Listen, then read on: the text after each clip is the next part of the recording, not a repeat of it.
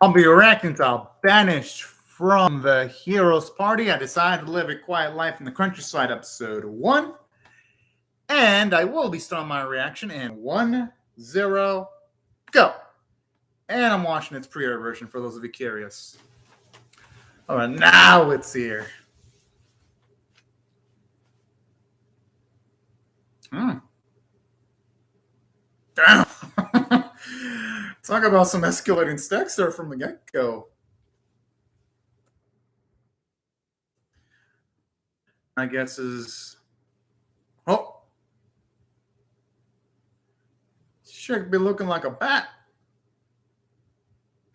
Okay,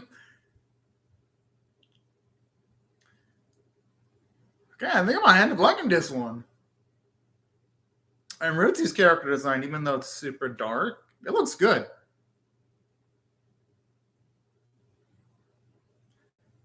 Interesting how it has an opening with happy vibes, considering that the series seems like it's going to have some dark moments off of just the first bits of the episode. But, you know what, there are some animes that do that, where they start out super dark. I remember even, I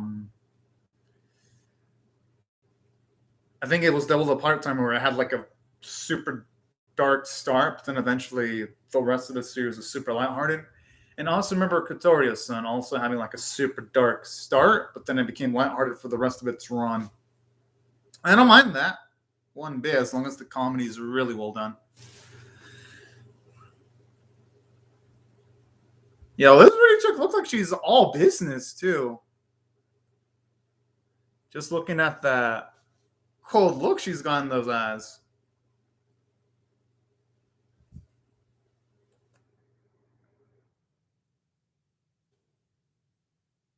Hey, it looks like Rotag might actually have a history with that hero. But the thing about this series is it seems like things are going to go completely wrong with this with the friendship he's got with this friend, because it is mentioning the fact that he got banished, so I'm assuming that ain't going to be such a positive sign.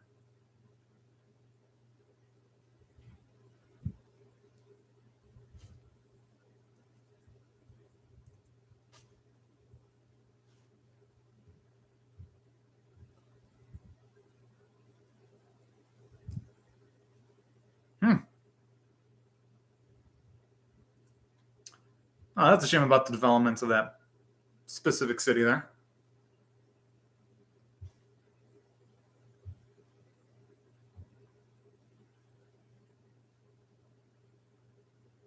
Oh, damn. Wonder what got him into that city situation.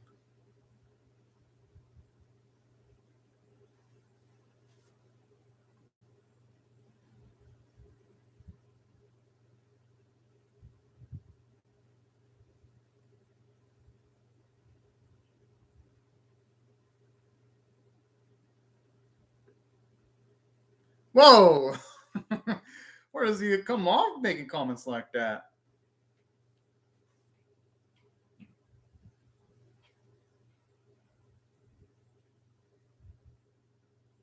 Hey, that's not such a bad goal, actually. And you know what? Nothing wrong with the quiet lifestyle.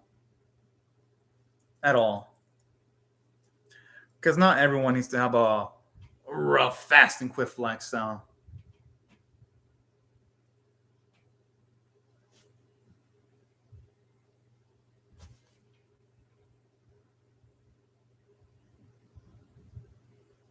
All right. Oh, that seems like a cool little kid.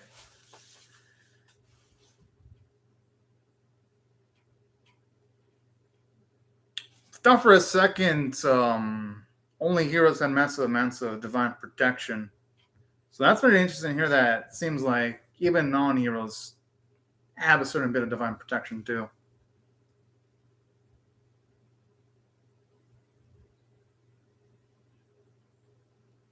Oh, got a badass here. All right, that kid's cool.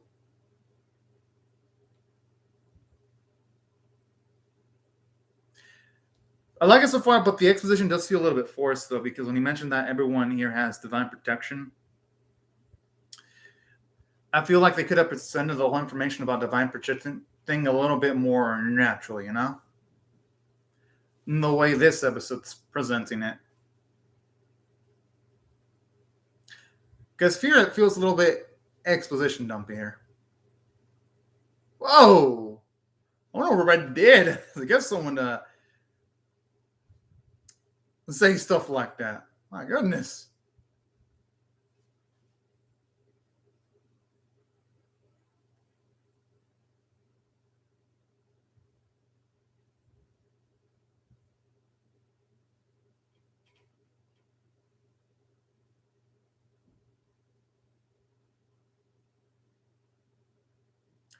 Or who knows, maybe his comments were in danger and he ran away or something, and that's why those negative comments were hurled towards him.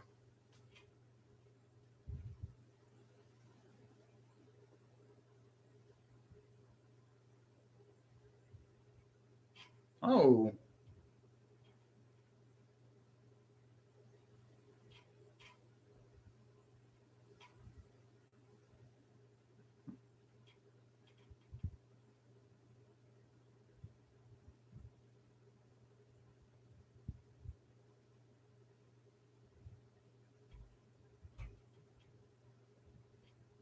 Hmm.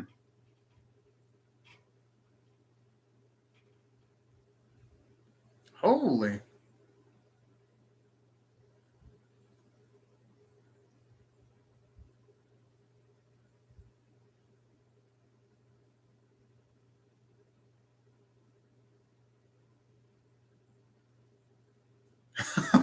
Now, talk about throwing someone under the bus there.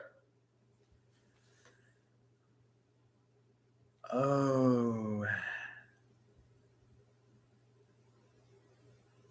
Damn, I mean, maybe Red just needed a little bit more training to be able to stack up with the others.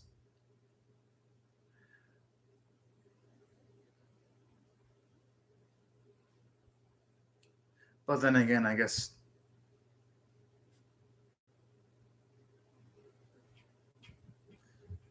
Hey, he's talking to her, but with an absolutely condescending tone, though.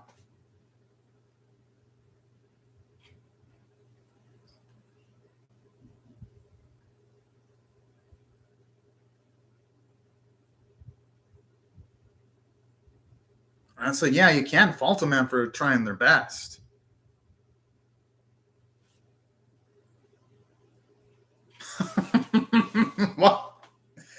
Wow.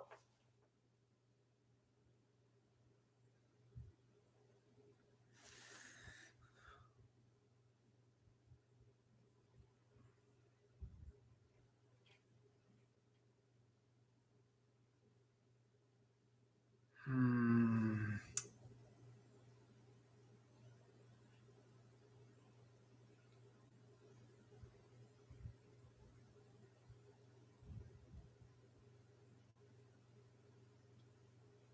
At least now we know why isn't that some less than optimal state at the start of the episode then.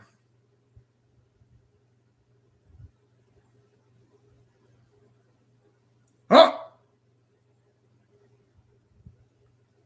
Jeez, they didn't even let him bring some gear with them. What a fucking dick. But then again,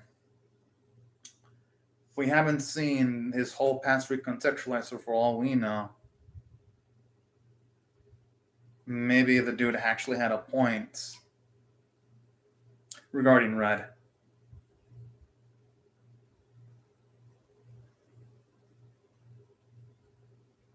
I mean, hey, at least he's looking at it at least somewhat optimistically. I mean, he would have to. Because if he beats himself up over things he can't control, it's going to cause him a lot of stress. And at times, it's best not to think about what ifs. And it's best it's time just to go with the flow sometimes.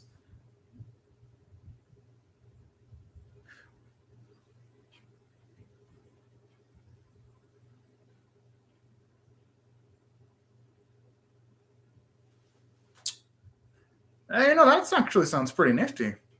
Even if it doesn't have any major ramifications in combat.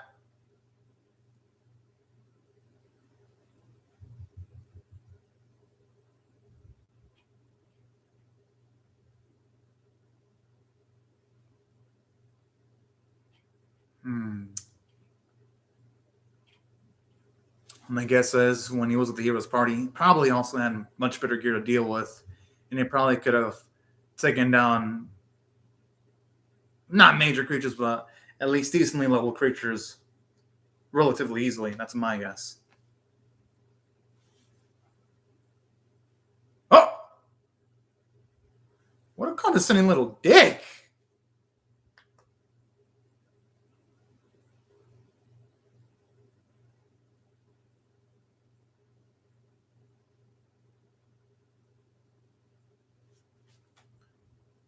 And why the fuck would he want to help out a fucking prick like Albert?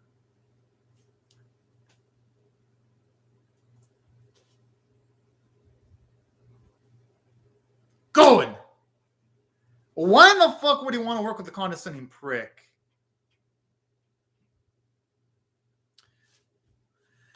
Good.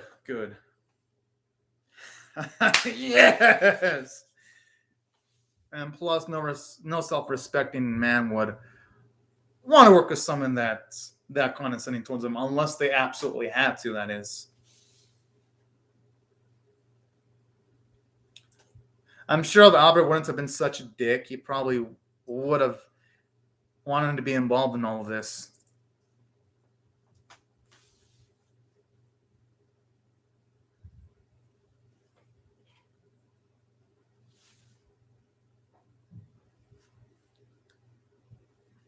But I'm assuming, though, he's going to likely risk himself if he sees someone in danger. Oh.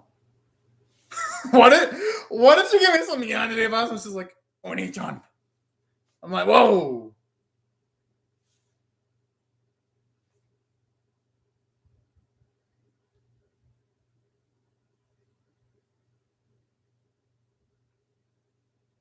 I'm assuming some of the dude's party members are in danger, and that's why he desperately wants to talk with Red.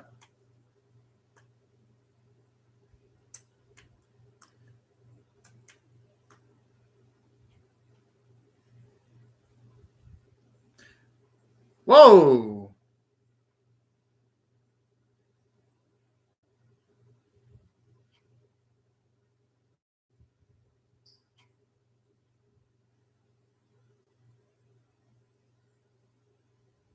And considering Tanta is one of the people that's actually nice to him, he's probably going to go all in and helping out Tanta, even if it's at risk of himself being discovered. Oh.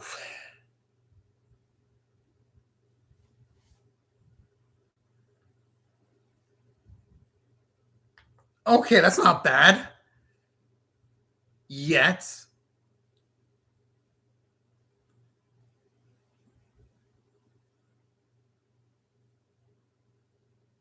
Aww.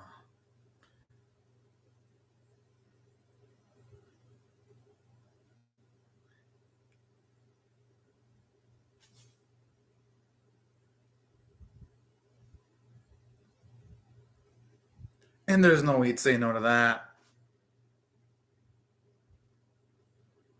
Aw, I mean, who could say no to that?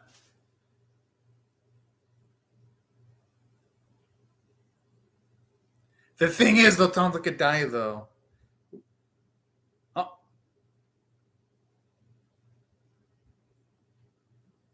Aw, yes! Alright. Red is fucking cool. I like him. And fuck all those naysayers against Red.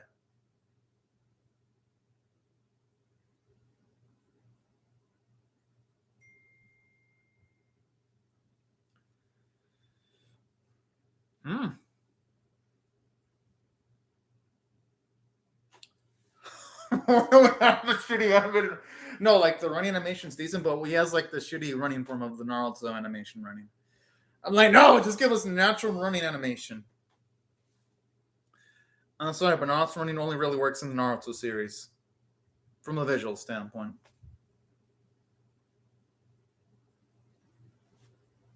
Yeah, knowing how Albert's is for the few seconds they've shown him off, Albert looks like the type that be snitching on people.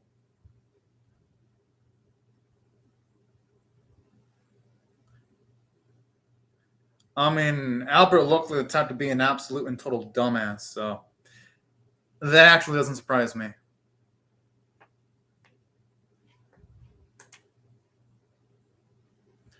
I have a feeling Ruti might show up though, because I don't think they would have shown up Ruti and have her say Oni-chan for no reason. But who knows?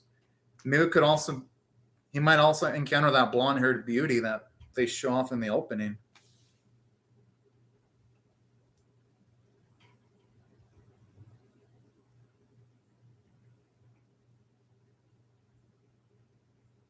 All right, that measure's actually decent on that.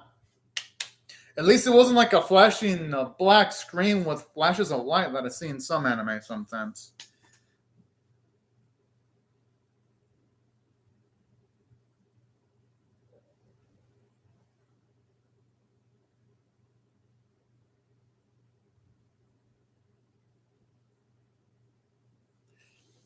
Yeah, all right, the boy is okay. Good.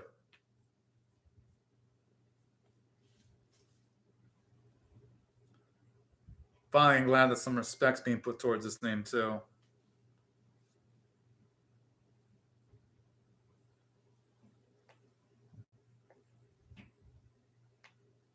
I mean, Albert looks like the type to be a dumbass though, so that actually doesn't surprise me. I mean, come on, Albert, when asking for Red for help, he fucking threw him under the bus figuratively before asking for help. So Albert doesn't seem like the guy that's the sharpest tool in the shed. Instead, Albert looked like the type to be the dullest tool in the shed instead.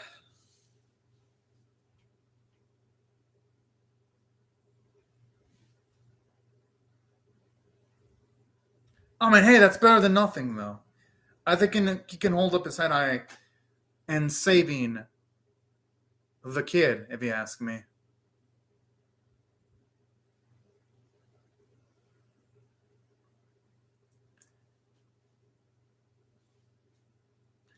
It may be the case, but hell, he still made a difference in a kid's life. I think that matters a lot if you ask me.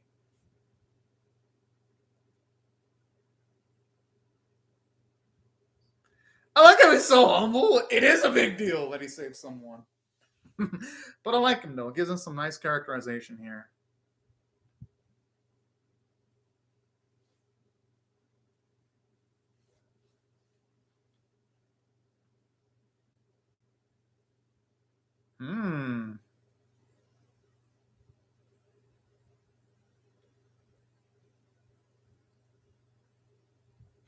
I wish we could have heard what he said. Fuck. But I'm assuming they did that because it's going to be something hilarious. That's my guess as to why.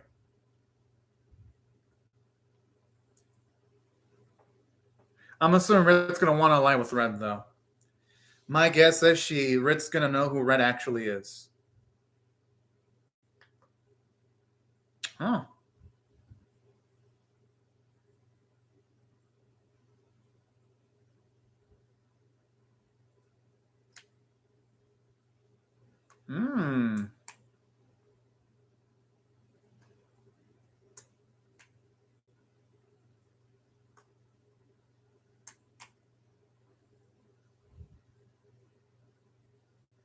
Oh, hell yeah. Our boy moving up in the world.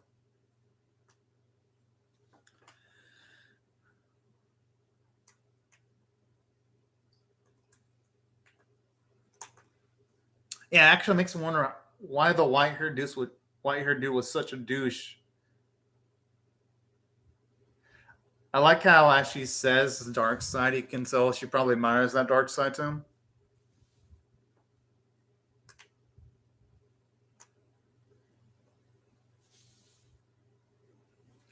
Why did she touch her blade as she was saying that?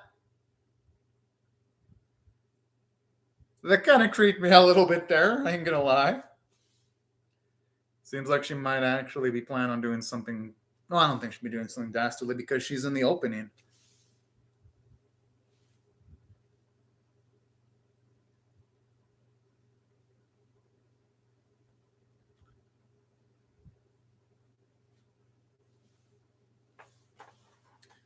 I mean, hey, why wouldn't you? It was child at risk.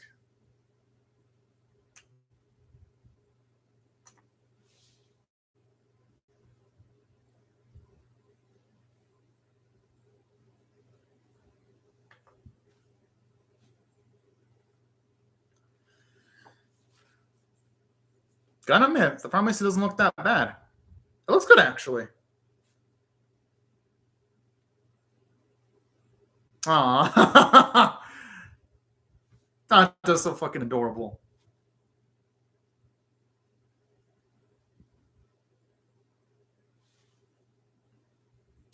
I like how it looks exactly like that picture.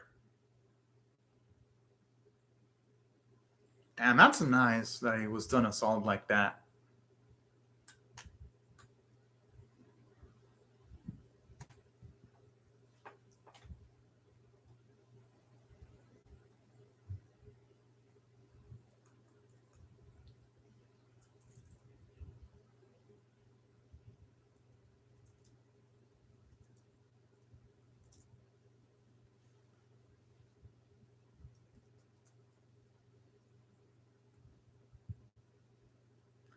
I'm assuming Ritzy probably doesn't think the same because she was thinking about her brother and that small snippet where we actually did see her say Oni-chan. At least that's my guess. I don't think it's going to be as simple as what Red believes it's going to be. That's my gut feeling. Could be wrong, though. I could be wrong on that.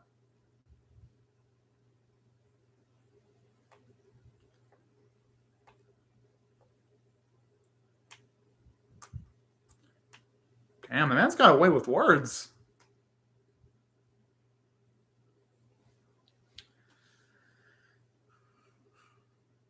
Hmm.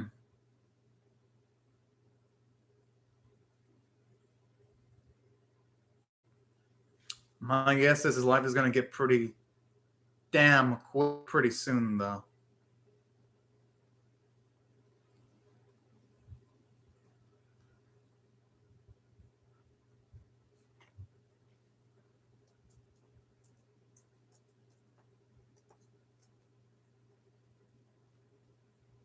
All right.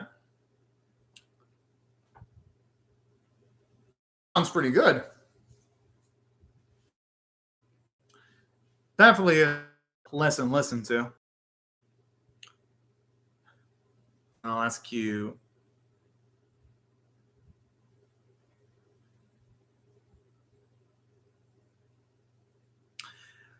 Can't wait to see him actually meet that girl, though. She seems like she's going to have a fun personality.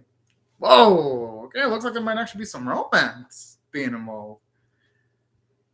This I like it. Because y'all know me, I love seeing romance in anime.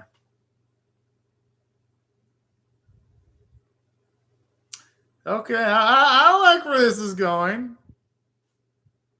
I don't mind. I was like, no, I didn't like where this is going. Nah. Okay. Pretty decent start. I'm definitely gonna be ranking episode 2. Nope, no after credits. All right. I'd say a decent start. Definitely has me at least interested enough to want to rack to episode 2. So if I had to rate this episode on, say, a scale of 1 to 10, with 1 being abysmal, 5 being average, 10 being exceptional, I'll give it a slightly above average score of a 5.5 out of 10 off of the first episode so far. Because from a narrative standpoint, I do like how it presents the motivation of Red.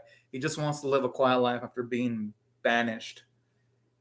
I love that complicated dynamic because it wasn't his sister that banished the party, it was someone else due to him not being able to keep up with the other party members. And I do like that. Because at the very least here, you don't get to see much animes with the premises where main characters want to live a quiet life. So as far as first episodes go, I think it had a pretty interesting premise. I'd say, aside from that, I even love how it shows us snippets of our main character's personality, how he risked himself to help out Tanta. I love that. Shows you how much of an ethical man he really is. And things of that nature. I'd say the only downside, though, from a script standpoint that kept me from writing this into like the 7 or 8 tier was the artificial exposition dumps. Like when he mentioned that every person has divine protection, I'm like, they really could have presented it in a different way. For example, instead of having him say everyone has divine protection, they could have just mentioned him analyzing people's divine protection levels so that we can summarize, oh, if these people have divine protections, then everyone else would have it. The way they did it here, it felt like the writing staff looks at their audience members as absolutely dumbasses that cannot perceive a situation well. So that's why the exposition dumps here could have been handled better. Wasn't absolutely terrible though, because I've seen other anime that are fantasy or isekai based present their exposition much more poorly, but they could have done a better job. But that was only like the first few bits of the episode that had bad exposition. I mean, everything else for the most part presented its exposition a bit more naturally. So I'll give it credit there. But I can only hope future episodes are a little bit much more better composed from a script standpoint in that regard. Aside from that, I thought it had decent bits of comedy here and there, especially with those bits of Tanta. And I did like that emotional scene when you have Tanta's father beg Red to help. I thought that was a really nice scene there. It gave the episode a little bit more emotional gravitas. So that's why there were things that I liked about the episode. And from a character standpoint, I actually like the characterization from Red. He isn't super show-offy. I love that. He isn't arrogant. He isn't cocky. He's humble. I like protagonists like that. He's definitely going to be one of the much more lovable protagonists to follow this season as far as anime go. And aside from that, gotta say, does a great job of making me want to root for him.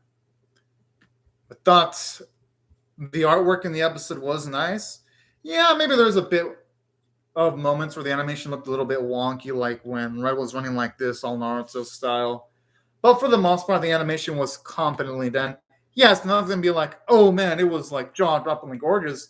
But some of the bits, like when he was going up against the owlbear, looked pretty decent, naturally. At least it wasn't anything jaw-droppingly awful. So from a visual standpoint, it got the job done. Yes, nothing super amazing where I'll go, oh, damn, that looked good.